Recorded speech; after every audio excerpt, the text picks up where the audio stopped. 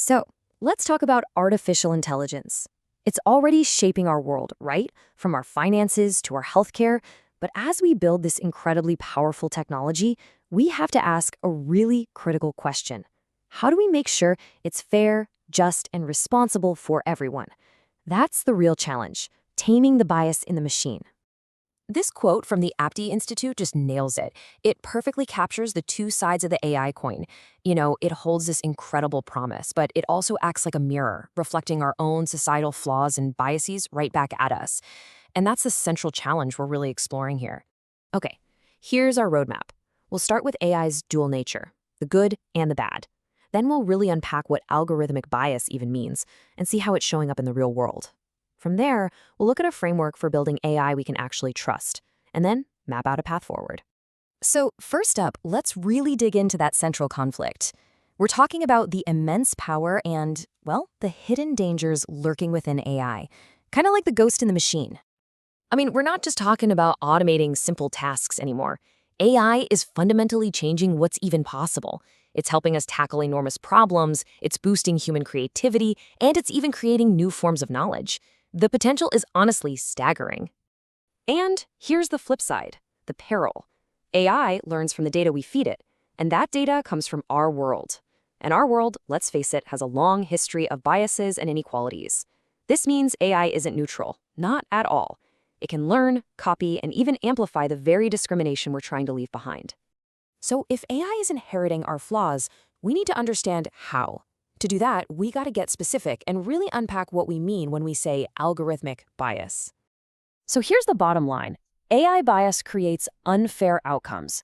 It's basically a prejudice that gets baked right into the code, and it leads to discrimination against a person or a group. This isn't just some technical glitch. It has real moral and legal consequences. Now, this bias doesn't just come from one place. It's really a mix of two key things. On one hand, you have our own human cognitive biases, our prejudices and stereotypes that sneak into the data. And on the other hand, you have computational bias, which can come from stuff like flawed data collection, or maybe a data set that just doesn't represent everybody. The two get combined and boom, you've got a biased AI.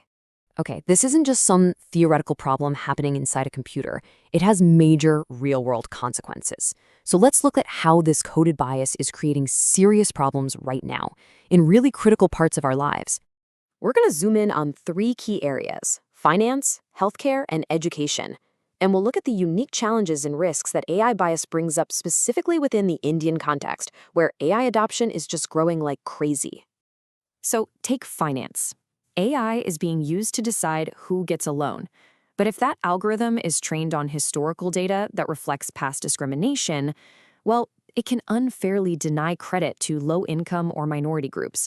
It literally traps them in a cycle of financial exclusion. Now, regulators like the RBI are working on this, but the risk is huge. Now let's switch to healthcare. AI has this incredible promise to revolutionize diagnostics. But just imagine an AI tool for detecting skin cancer that was trained almost exclusively on data from people with light skin.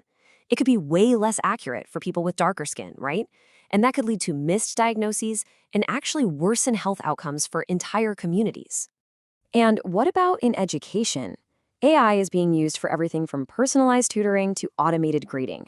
But what if an automated essay grader is biased against certain dialects or writing styles that are common among specific student groups? It could unfairly penalize them, which affects their grades and ultimately their future opportunities.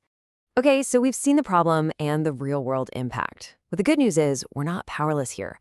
People are developing solutions. So let's pivot and look at a framework for building AI that we can actually trust. This quote is absolutely key. Trustworthy AI isn't just about making a system that works reliably.